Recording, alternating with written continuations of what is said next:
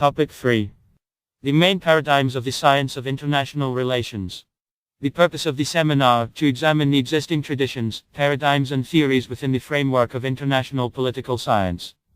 The main provisions of the 1. Theoretical traditions in a particular science are associated with the painstaking accumulation of data from observation and research of a certain phenomenon, a set of phenomena that represent its object.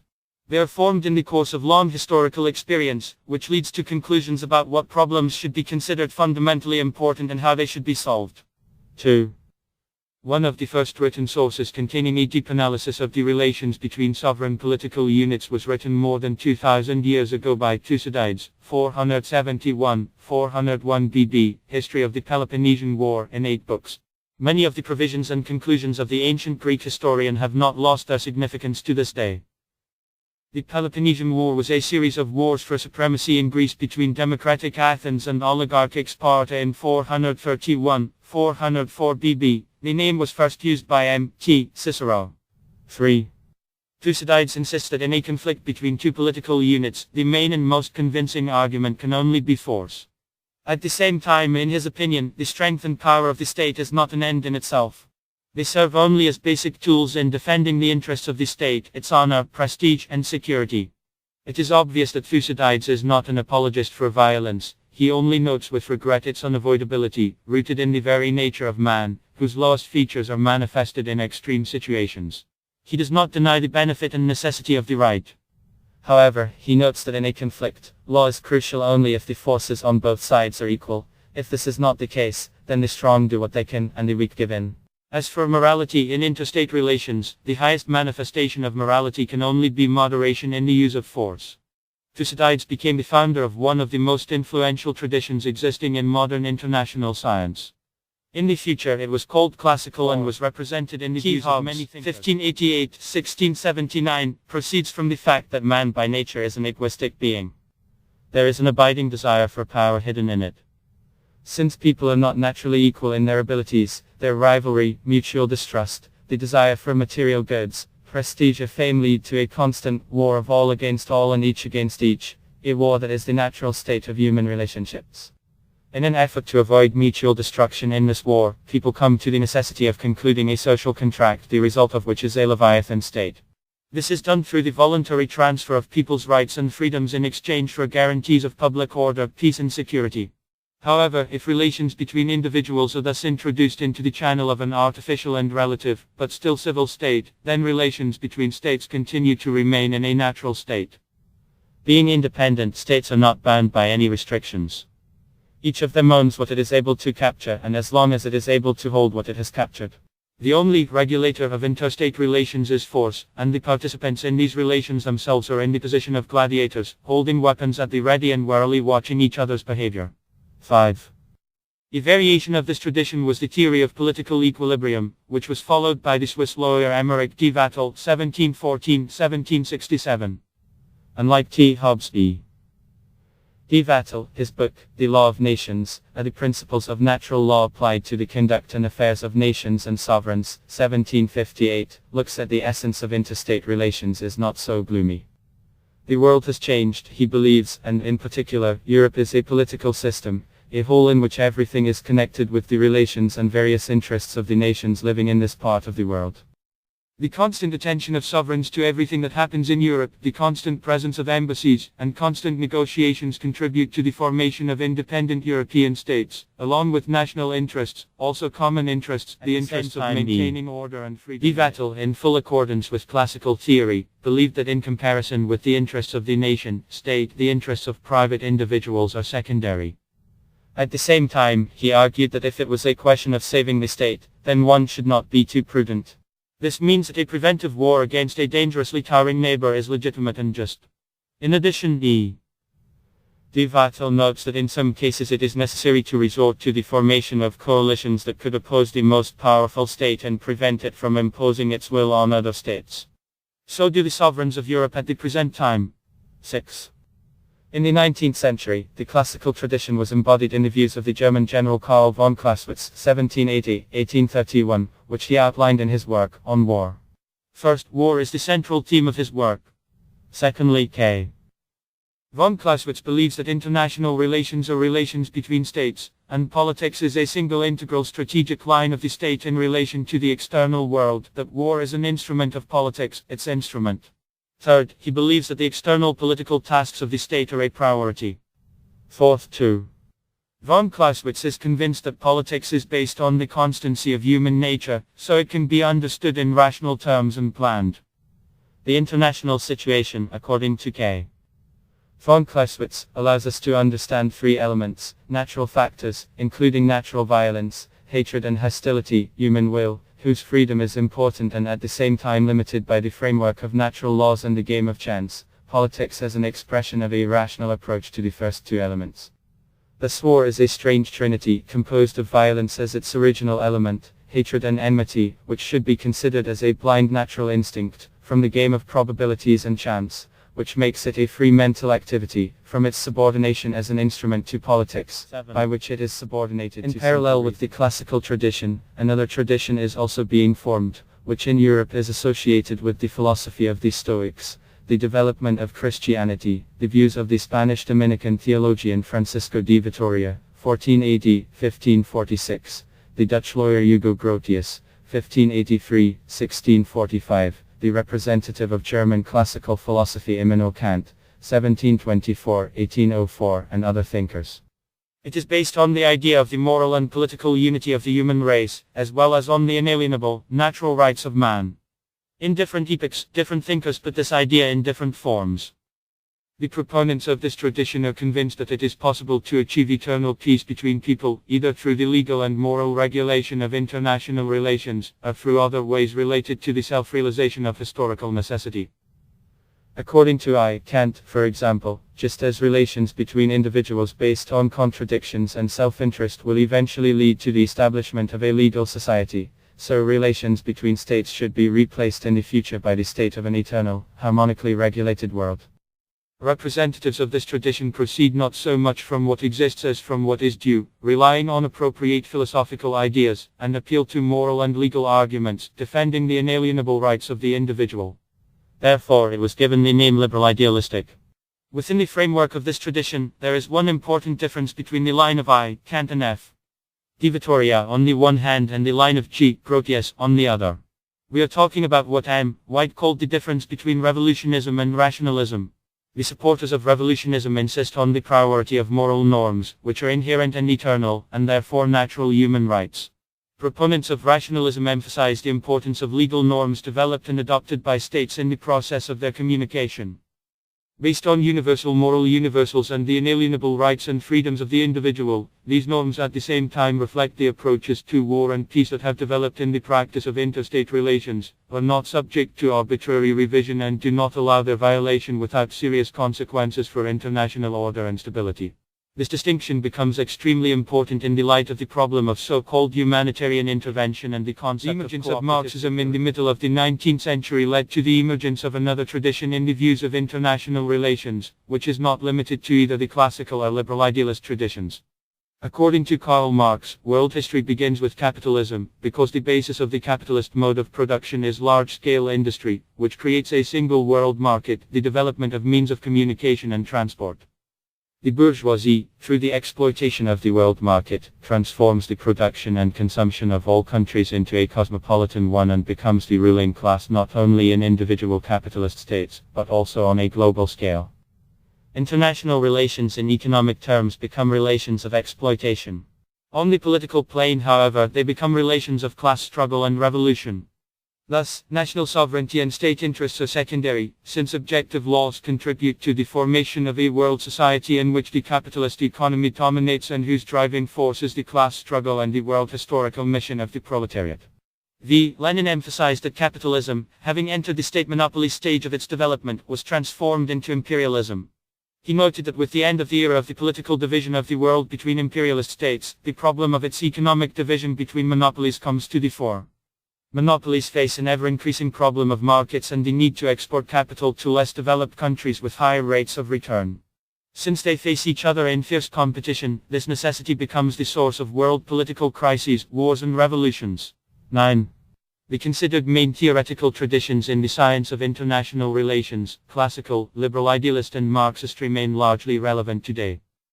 Despite the fact that the construction of international political theory into a relatively independent field of knowledge has led to a significant increase in the diversity of theoretical approaches and methods of study, research schools and directions, the main problems of this science are reflected in its main paradigms.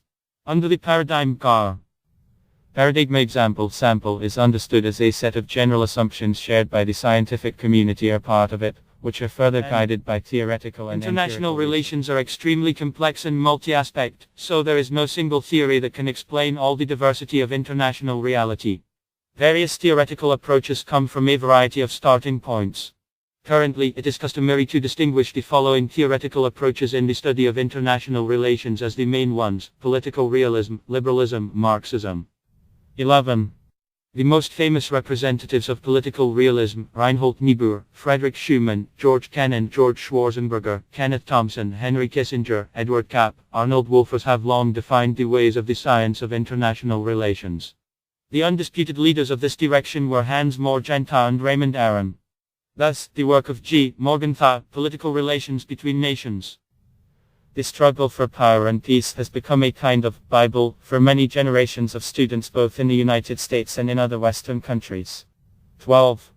In his concept, G. Morgenthau proceeds from the 6 principles of political realism, which he justifies in his book. In summary, they look like this. 1. Politics is governed by objective laws, the origins of which must be sought in the unchanging and imperfect nature of man. 2. At the center of political realism is the concept of national interest, which is defined through the concept of power. 3. National interest is an objective concept. However, its specificity is determined by the political and cultural context. 4. It is necessary to take into account the significance of political action from a moral point of view. At the same time, it should be understood that there is an inevitable contradiction between the moral precept and the requirements of political action. 5. The concept of national interest prevents abuse in determining what is good and what is bad, from a moral point of view. As a result, no state has a monopoly on virtue. 6. Political realism comes from a multiple view of human nature, which includes economic, political, and moral components. Defining national interest through the concept of power means to a politician what defining interest as wealth means. The following key paradigm propositions are common to representatives of political realism. 1. International relations are the interaction of states that are homogeneous in their essence, are unitary participants and, as people, are selfish in their aspirations. 2. The interaction of states is chaotic, since there is no supranational power center. As a result, international relations are anarchic. 3. The pursuit of power, in particular military superiority, which guarantees the security of states, is the main motive for their activities. 4. States are primarily concerned with their own interests, and they can take moral considerations into account, but none of them has the right to determine what is good and what is bad. It is the category of interest that prevents the abuse of moral speculation. 5. Political reality is different from economic reality. For politics, the main thing is power; for the economy, wealth. 6. In the world of international relations, where the power factor dominates, states should always be fully prepared. 14. The theoretical school of liberalism, being also one of the oldest in the theory of international relations, is opposed to realism in its main positions. Researchers working within this paradigm base their theoretical views on the works of John Locke, Immanuel Kant, Jean-Jacques Rousseau, John Stuart Mill, Adam Smith, David Ricardo. The liberal approach in the theory of international relations has twice experienced periods of growth in its history, at the beginning and end of the Acts century.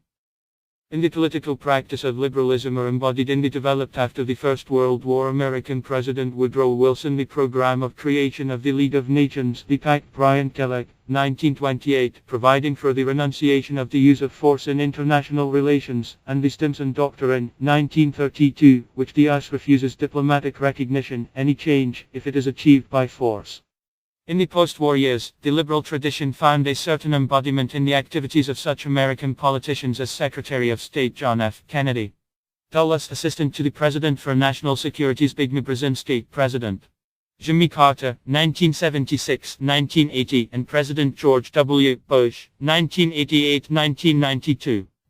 In the scientific literature, it is represented, in particular, by the book of such American authors as Gray, Neville Clark and Louis B. Sun, Achieving Universal Peace Through World Law. The main provisions of classical liberalism are as follows. 1. A person is not aggressive by nature. It is aimed at cooperation. 2. War is a problem that can only be solved by joint efforts. 3. The international community must realize that international institutions capable of preventing armed conflict are indispensable. 4. States need to reform their political systems so that democratic governance within each country contributes to the establishment of peace and cooperation in the world. 5. In the international arena, there are not only power factors, but also other factors, such as economics and morality. 16. Canonical Marxism in modern international relations is a marginal phenomenon. The very term, canonical, belongs to Michael Doyle. The main provisions of Marxism are as follows. 1. The main actors in the Marxist paradigm of international relations are the social classes, the world bourgeoisie and the international working class, proletariat. States as participants in international relations are secondary. The bourgeoisie's desire for superprofits everywhere encourages it to increase the exploitation of the working class and search for new sources of raw materials, cheap labor and new markets for finished products. This leads to the strengthening of inter-imperialist contradictions at one pole of world capitalism and the consolidation of the interests of the international working class at the other. 2. International relations do not differ in anything but scale from intrasocial relations. In general, they have a secondary and tertiary, migrated, in the sense that, first, an element of the superstructure, determined by the totality of the prevailing relations of production, are, in other words, the economic basis, and, second, reflect the characteristics of the interaction of the bourgeoisie and the working class within the framework of national states. 3. Therefore, the main international processes are represented by class conflicts, crises. The main actors in international relations are radically opposite. If the world bourgeoisie is striving for profit and accumulation, the international working class to overthrow the ruling class and thus to implement a world historical mission of the proletariat, for the release of all workers from exploitation and establishing socialism and communism on earth.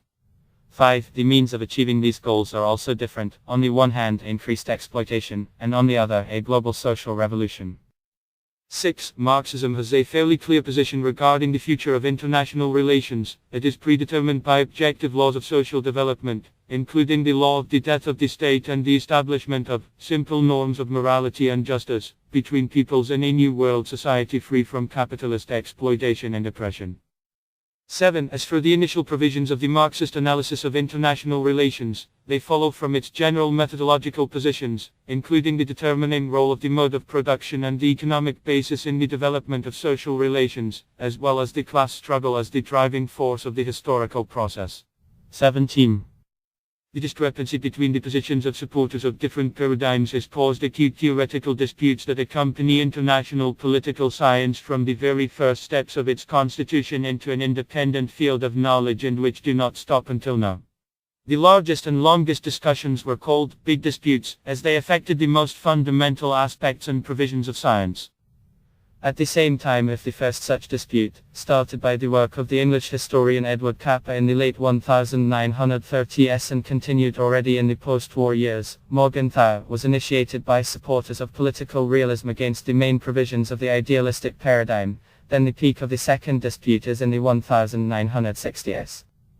And the third dispute, which began in the 1970s, the first discussion was between idealists and realists.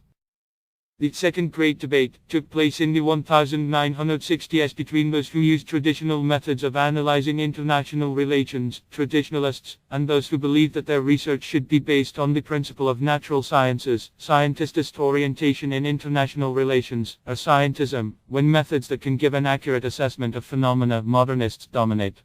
As a result of the third great discussion, the main parameters on which theoretical approaches differ have in principle been preserved. At the same time, there is a convergence of different schools and directions. P.A. Seidenkopf highlights the following provisions, which are shared by most researchers, regardless of which school they work in. 1. While anarchy in international relations continues to persist, there are opportunities to regulate them. 2. The number of participants in international interaction is constantly growing and includes, in addition to states, international both governmental and non-governmental organizations, transnational corporations, various firms and associations, and even individuals. 3. The challenges and problems facing the world today are universal, i.e. they cannot be solved by one or a group of countries. The most important point on which the estimates of most researchers coincide is also the recognition that states remain the main participants, actors, on the world stage. The next group of parameters on which there is no particular disagreement is the variability and activity of subjects.